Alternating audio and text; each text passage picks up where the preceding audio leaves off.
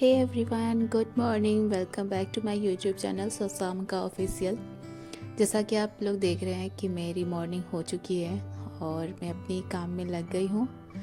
आज मैं जो ब्लॉग आप लोगों से शेयर कर रही हूँ ये मकर संक्रांति के 2 दिन पहले का है। तो आज साफ़ सफाई हो रही है। धूप बहुत अच्छी निकली थी तो मैंने बेडशीट वगैरह और सारी चीज़ें मैंने धोने के लिए रख दिया है। उसके बाद मैं आ गई किचन अपने काम को करने के लिए। तो यहाँ पे मैंने कुकर में दाल चढ़ाने के लिए रख दिया है और एक तरफ मैं दूध यहाँ पे उबालूँगी। तो आप लोग को मैं बता दूँ कि आज का जो ये व्लॉग है थोड़ा बहुत अच्छा लगेगा आप लोग को, क्योंकि इसमें कुछ आप लोग को अच्छी चीज़ें देखने और सुनने को मिलेंगी।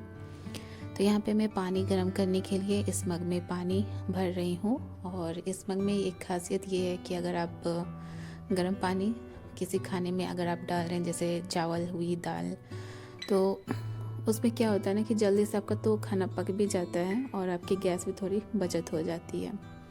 तो यहाँ पे मैं आप लोगों से एक टिप्स शेयर कर दिया बचत वाली। तो आप लोग एक बार ज़रूर आजमा कर देखिएगा, आप लोग को भी मतलब लगेगा कि हाँ सही बात है।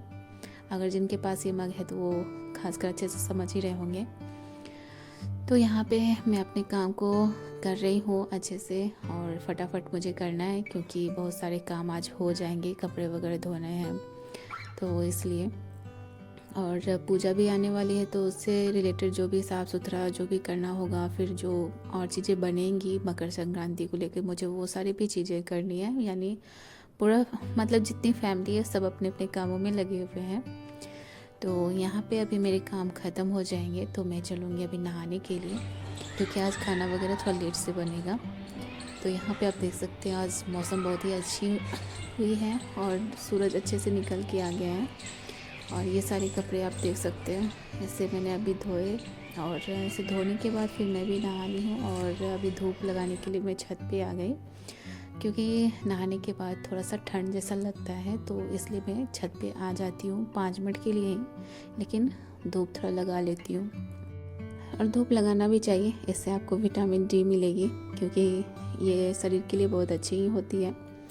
तो फ़िलहाल अभी धूप लगाने के बाद फिर जाऊँगी मैं नीचे, पूजा वगैरह करूँगी, फिर खाना पीना जो भी होगा उसे देखूँगी, क्योंकि आज बनने वाला है नॉनवेज तो इसलिए आज खाना थोड़ा लेट से बनेगा। तो यहाँ पे आप देख सकते हो ये सारे कपड़े मैंने धो लिए। तो अभी मैं आ गई थी नीचे किचन, पूजा वगैरह मैंने कर लिया है और अभी मछली बना रही थी, इसे फ्राई कर रही थी। तो आप देख सकते हैं सारा मछली फ्राई हो गया है।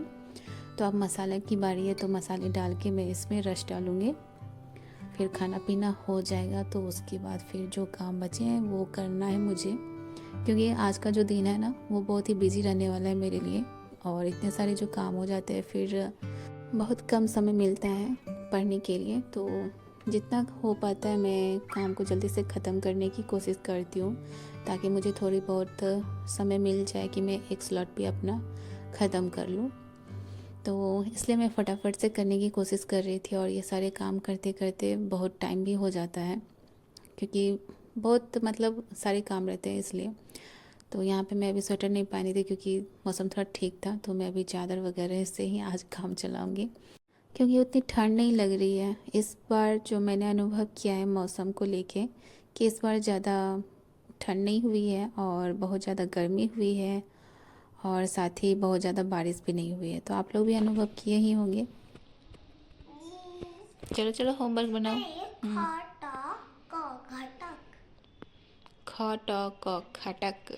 यहाँ खा जैसे घड़ा घड़ा होता है, घा टा का घटक, घमा घा चा का घचक। घसक। मम्मी अब नहीं। हाँ चलो चलो ठीक करो। तो यहाँ पे बाबू को मैं पढ़ा रही थी और साथ ही वो इतनी मस्ती करने लगती है ना पढ़ाई के टाइम में, तो इसलिए मैंने सोचा कि चलिए आप लोग को भी दिखाती हूँ। क्योंकि बच्चे जो होते हैं ना वो जब टीचर आते हैं पढ़ाने के लिए तब वो उनके सामने ज़्यादा कुछ नहीं करते, जब घर में आप खुद उसे हैंडल करते हैं तो आपको बहुत ज़्यादा परेशानी होती है कि बच्चे को बुलाओ फिर उसे पकड़ के लाओ। पढ़ने के टाइम वो इधर उधर करने लगते हैं इसलिए।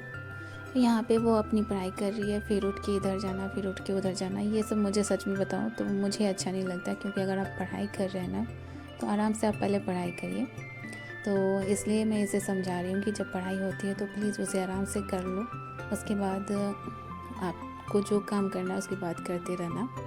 तो फ़िलहाल यहाँ पे वो अपनी पढ़ाई कर रही है और थोड़ी बहुत जो भी है वो अपना देख रही है। तो यहाँ पे मैं बता दूँ कि यहाँ मेरी माँ और सासू माँ दोनों आपस में बातें कर रही हैं, क्योंकि मेरी माँ जो है मकर संक्रांति से कुछ दिन पहले आई हुई थी। जो रीति रिवाज होता है कि लड़की के ससुराल में वो सारे सामान दिए जाते हैं, जैसे कि चूड़ा, लाई, मुरही। जो बिहार से होंगे वो अच्छे से समझ रहे होंगे, अगर जो नहीं है तो वो इस चीज़ को देखें और सुने समझें। तो यहाँ पे वो रीति रिवाज फॉलो होता है। तो लड़की के मायके से जो भी चीज़ें आती हैं, उनसे जो भी बन पाता है वो उन्हें ससुराल में मतलब देती हैं।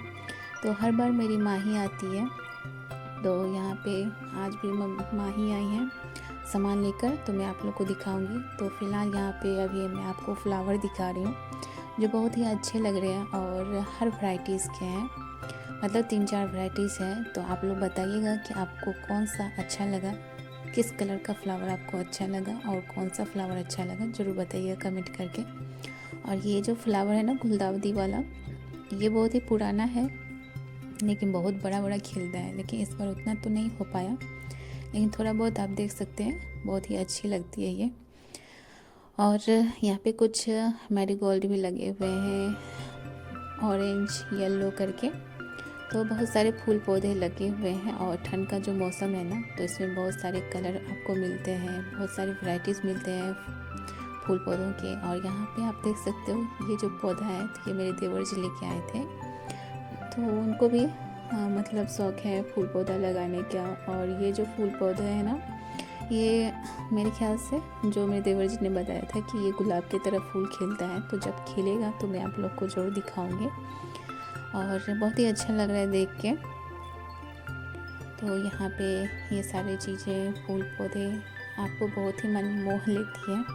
ये लगा है डालिया, मैंने आपको पिछले व्लॉग में भी शेयर किया हुआ था कि ये जो डालिया है ना बहुत ही अच्छा लगता है, जो बड़ा बड़ा से फूल खिलता है। तो यहाँ हर क्यारी में आपको कुछ ना कुछ फूल दिख जाएंगे आपको, और मैरीगोल्ड के भी अच्छे 2-3 तो यहाँ वैराइटीज़ के मिल जाएंगे। कि यही मेरी माँ लेके आई हुई थी, चूड़ा, शक्कर और सारी चीज़ें थी।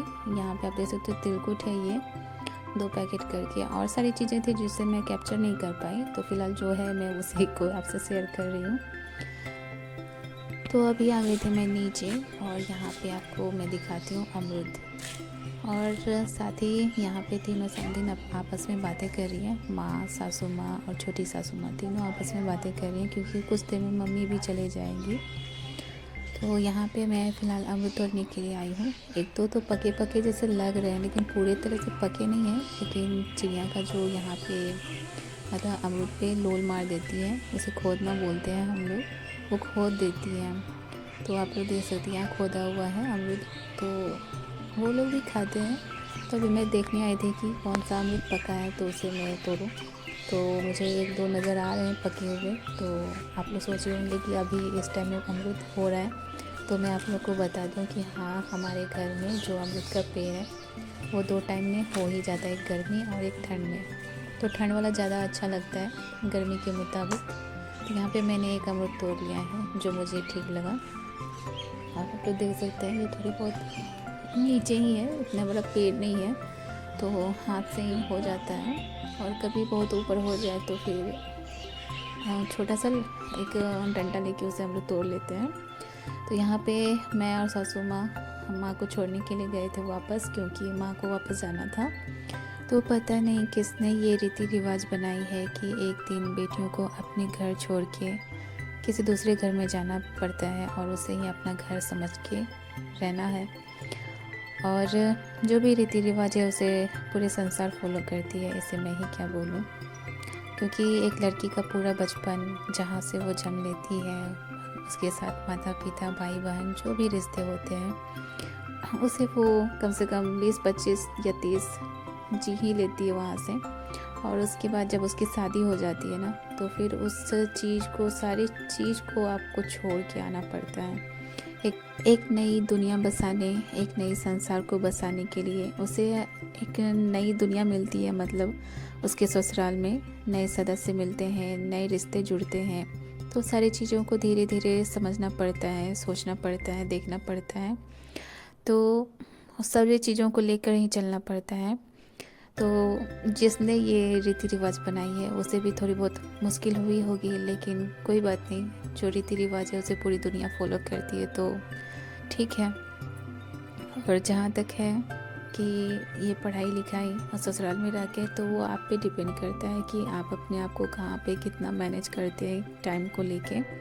अगर आप अच्छे से टाइम को अच्छे से मैनेज कर लेते हैं तो थोड़ी बहुत आपके लिए जो भी मुश्किलें हैं वो थोड़ी आसान हो जाती है। और इसमें सिर्फ मैं ही बोलूँगी कि एक का ही योगदान नहीं होता है, सभी का योगदान होता है। तो फ़िलहाल मैं अपनी रीजनिंग की तैयारी कर रही हूँ और आप लोग भी सोच रहे होंगे कि मैं बार बार इस टाइम में आपको रीजनिंग के बारे में ही बताती हूँ। तो यहाँ पे मैं आपको बता दूँ कि ये टाइम ही मेरा रीजनिंग वाला होता है और करंट अफेयर्स। तो आप लोगों को मैं पहले भी बता चुकी हूँ और अभी भी बता रही हूँ। अगर मेरे चैनल पर कोई नए हैं तो वो भी अच्छे से समझ लेंगे।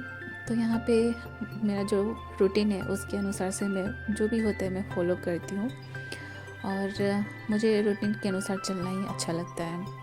तो फ़िलहाल जो भी है मैं उसे समझ रही हूँ, क्योंकि रीजनिंग जो ऐसा चैप्टर है ना, आपको एक ट्रिक नहीं होगा, दूसरा ट्रिक नहीं होगा, तो ऐसा करते करते आपका दिमाग बहुत घूमने लगता है। फिर जाके अगर लास्ट में नहीं होता है तो मैं उसे देखकर फिर समझती हूँ कि अच्छा ये किस तरह से बना है। ऐसा कभी कभी होता है, हमेशा नहीं। तो फिलहाल मैं जब भी स्टार्ट करती हूँ क्वेश्चन बनाना तो अपना पूरा मतलब लगाती हूँ ट्रिक कि कैसे बनेगा। हाँ, जो बन रहा है अच्छे से तो उसे तो मैं अच्छे से बना ही लेती हूँ। तो गाइज़, आप भी अपने पर्व त्योहार को अच्छे से एंजॉय करिए, रीति रिवाज को फॉलो करिए और जहाँ तक हो सके आप अपनी स्टडी को भी साथ में लेकर चलिएगा, भूलिएगा नहीं, क्योंकि फिर ये समय दोबारा वापस तो आएगा नहीं। तो इसलिए जहाँ तक हो कोशिश हो सके तो आप अपने पे ध्यान जरूर दीजिएगा। तो आपको मेरा आज का व्लॉग कैसा लगा कमेंट करके ज़रूर बताइएगा। मिलूँगी आप लोगों से मैं नेक्स्ट व्लॉग में, और मकर संक्रांति की जो भी कुछ चीज़ें बची हुई है मैं उसे नेक्स्ट व्लॉग में आप लोगों से ज़रूर शेयर करूँगी। तो चलिए, तो मकर संक्रांति से रिलेटेड आगे व्लॉग में मैं शेयर करूँगी जो भी चीज़ें होंगी, कैसे हम मनाते हैं और क्या क्या मनाया, हम लोगों ने क्या किया। तो और ये जो पर्व त्यौहार है ना, अलग अलग राज्य में अलग अलग तरीके से मनाते हैं और अलग नाम से जाने जाते हैं। तो जैसे कि पंजाब में लोहड़ी बोलते हैं, तमिलनाडु में पोंगल बोलते हैं, और सारे जगहों पे अलग अलग तरीके से मनाया जाता है और बोला जाता है। तो गाइस, मिलूँगी मैं आप लोगों से नेक्स्ट व्लॉग में, और मेरा व्लॉग कैसा लगा कमेंट करके ज़रूर बताइएगा, और आप लोग भी अच्छे से पर्व त्योहार मनाइएगा। मिलती हूँ आप लोगों से नेक्स्ट व्लॉग में, तब तक बाय बाय।